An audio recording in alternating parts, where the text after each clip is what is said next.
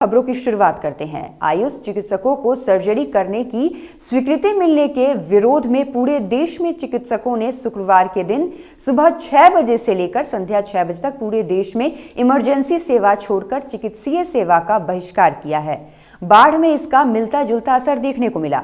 बाढ़ अनुमंडलीय अस्पताल में डॉक्टर सिर्फ इमरजेंसी सेवा में बैठे हुए हैं, वहीं ओपीडी सेवा बंद कर दी गई है। अस्पताल के चिकित्सक डॉक्टर सद्दाम हुसैन वासी ने कहा है कि सरकार का यह निर्णय बेतुका है और इससे आयुष डॉक्टरों को नहीं, मरीजों को हानि होगी। जानकारी के अभाव में जीवन से खिलवाड़ है। स्ट्राइक पर कर रहे हैं। आयुष वाला जो मांग है कि सरकार ने जो अनुमति दी है उस पर क्या कहना है? सरकार ने जो नियम लगाया है कि आयुष डॉक्टर भी अब सर्जरी का प्रैक्टिस कर सकते हैं, ये गलत है। इसके लिए पूरे डॉक्टर एसोसिएशन आज एक दिन का एक हड़ताल किए हुए हैं। मोकामा के ऐतिहासिक केडिया धर्मशाला को प्रशासन ने कब्जा मुक्त करा लिया है। नगर के मॉल दियार टोला अवस्थित इस ऐतिहासिक धर्मशाला पर एक ठेकेदार ने वर्षों से कब्जा जमा रखा था। तमाम कवायदों के बावजूद धर्मशाला पर दबंग ठेकेदार का कब्जा कायम था।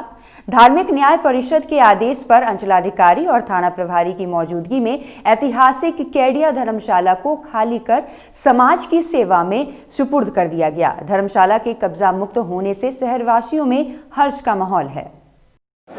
मामला ये है कि धार्मिक न्यास बोर्ड बिहार सरकार के द्वारा हमारे पास एक अतिक्रमण का पत्र आया था, जिसमें अतिक्रमण कुछ सामान रख करके जो अबेंडेंट सामान है जो कामयाब नहीं है वो रख करके निचले तल्ले में सब इंक्रोच किए हुए थे। हम लोगों ने नोटिस भी किया था, जिसमें उन्होंने कहा कि वो मेरा सामान नहीं है। केंद्र सरकार द्वारा अप्रशिक्षित आयुर्वेद स्नातकों को शल्य चिकित्सा प्रक्रिया की अनुमति दिए जाने के विरोध में बिहार शरीफ के आईएमए हॉल में चिकित्सकों ने बैठक कर अपनी नाराजगी जाहिर की है। इस मौके पर आईएमए के जिलाध्यक्ष डॉक्टर आयुष चिकित्सकों को सर्जरी की अनुमति दी गई है, जिसका हम लोग विरोध जताते हैं। एक चिकित्सक एमबीबीएस के बाद 3 वर्ष का कोर्स करने के बाद ही सर्जरी करते हैं, जबकि आयुष चिकित्सक एमबीबीएस की पढ़ाई नहीं करते हैं।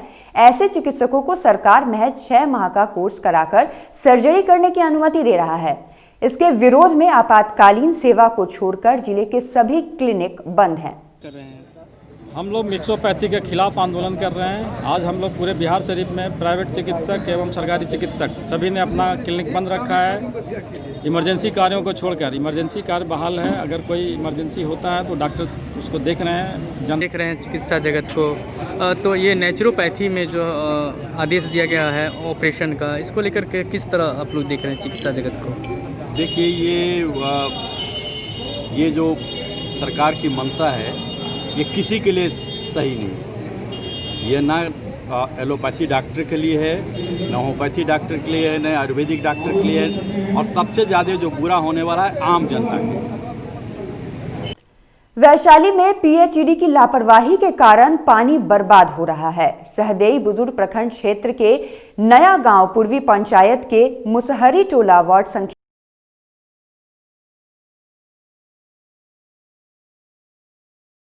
वहीं इस वार्ड के लोग पीने के पानी को तरस रहे हैं।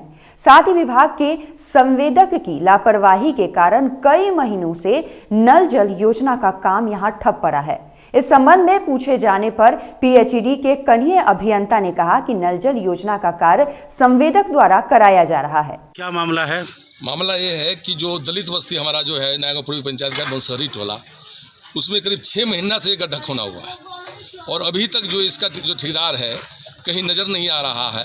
बगल में भी आप देख सकते हैं जल जमाव है, बगल में भी जो नल का टूटा हुआ है, जो पाइप टूटा हुआ है, जो कनेक्शन नहीं किया है, जिसके कारण लाखों लीटर पानी जो सरकार एक तरफ जल संरक्षण की बात करती है, जल संचय की बात करती है, और एक तरफ देखिए कि लाखों लीटर पानी जो है इस गड्ढे में जल जमाव हो गया है और इससे महामारी की स्थिति यहाँ बन रही है। चूँकि मुसहरी टोला है, दलित की बस्ती है, काफ़ी लोग यहाँ दिक्कत से रह रहे हैं।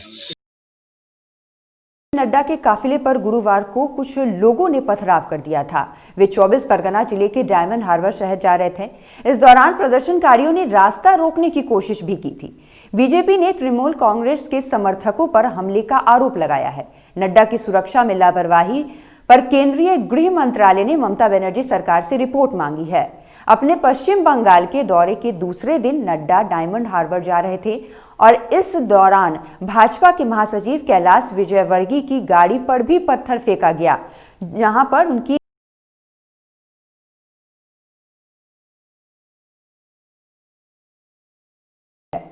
जेपी नड्डा जी और बंगाल के प्रभारी कैलाश विजयवर्गीय जी के काफिले पर, जो कि कलकत्ता से डायमंड हार्बर जा रहा था, जिस प्रकार का हमला किया गया तृणमूल कांग्रेस के कार्यकर्ताओं के द्वारा, वह अशोभनीय और निंदनीय ही नहीं है, शर्मनाक है।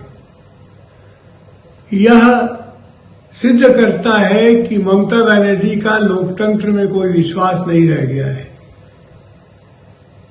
आप जो वीडियो क्लिपिंग्स आई हैं देख सकते हैं, दोनों तरफ तृणमूल कांग्रेस के झंडे लगाकर बड़े बड़े डंडों में कार्यकर्ता खड़े हैं, पुलिस भी खड़ी है और उन्हीं डंडों से मोटरसाइकिल से जाते हुए भाजपा कार्यकर्ताओं की बुरी तरह पिटाई हो रही है, काफिले पे पत्थर फेंके जा रहे हैं। ये चलने वाला नहीं है। सहरसा में इंडियन मेडिकल एसोसिएशन के आह्वान पर मिक्सोपैथी के खिलाफ सहरसा जिला अंतर्गत सभी निजी क्लिनिक के डॉक्टर ने हड़ताल की, जिस कारण जिले के तमाम निजी क्लिनिक बंद हैं, जिससे मरीजों को काफी परेशानी झेलनी पड़ रही है। बताया कि जिले के तमाम निजी क्लिनिक के डॉक्टर हड़ताल पर बैठे हुए हैं।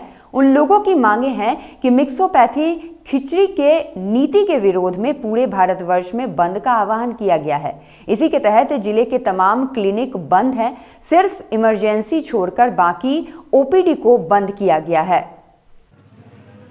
सरकार के द्वारा एक अधिसूचना आई है कि अब आयुर्वेद के पोस्ट ग्रेजुएट सर्जरी करेंगे। इस मिक्सोपैथी खिचड़ी नीति के विरुद्ध में पूरे भारतवर्ष में एक सुबह 6 बजे से शाम 6 बजे तक बंद का आह्वान आज किया गया है। इसी के तहत हम लोग बंद रखे हैं, इसमें हमारी सारी ओपीडी सर्विस बंद है। सासाराम नेशनल कैडेट कोर ने अपने विशेष पखवाड़ा के तहत सासाराम के शेरशाह के मकबरा परिषद के पास मिनी मैराथन का आयोजन किया, जिसमें कैडेटों ने दौड़ लगाई। शेरशाह सूरी उच्च विद्यालय चौखंडी पथ पर यह मिनी मैराथन शुरू किया गया तथा पूरे मकबरा परिषद का चक्कर काटा। इस दौरान एनसीसी के कैडेटों ने स्वच्छता के प्रति लोगों को जागरूक भी किया। बता दें कि यह अभियान एक पखवाड़े का है जो 15 दिसंबर तक चलेगी, जिसके अंतर्गत एनसीसी के द्वारा तरह तरह के कार्यक्रम का आयोजन किया जा रहा है।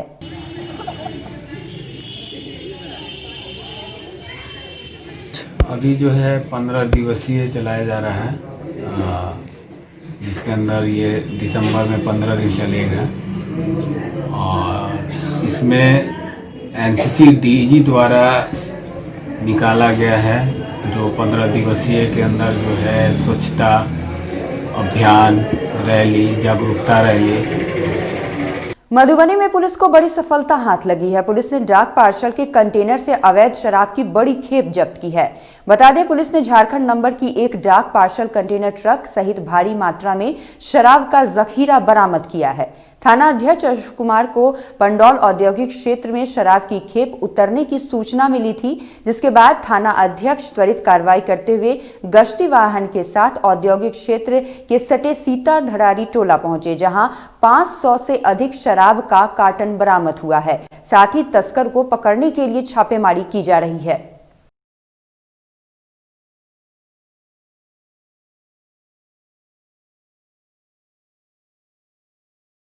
देश में पहली बार वर्चुअल मोड में 12 दिसंबर को राष्ट्रीय लोक अदालत की सुनवाई होगी। इसके लिए जिला विधिक सेवा प्राधिकार पूरी तरह से सक्रिय है।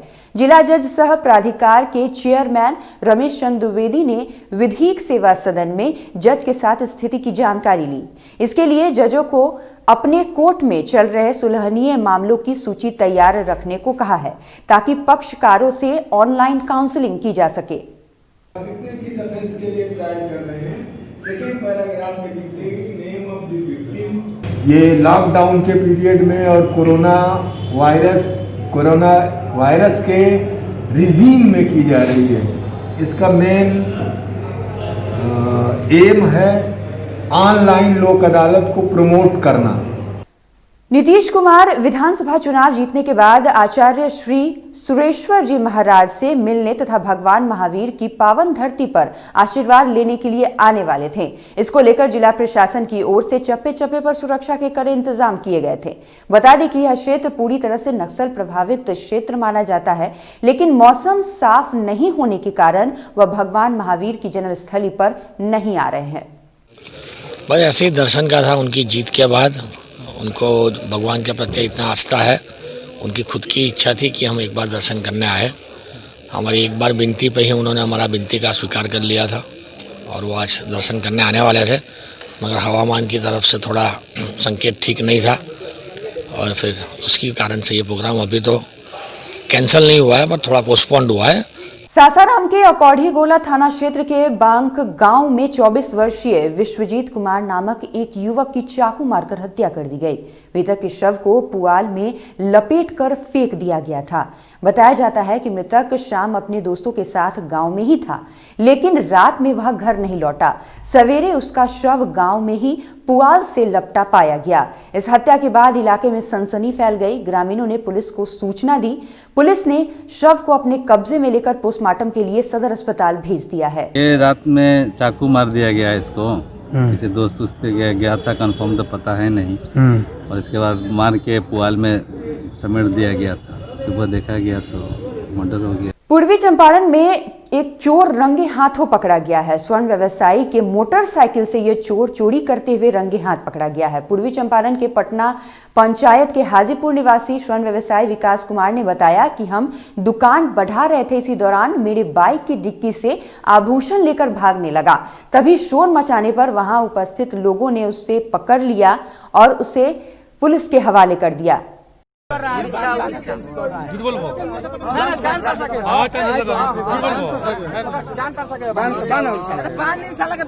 में रख देंगे।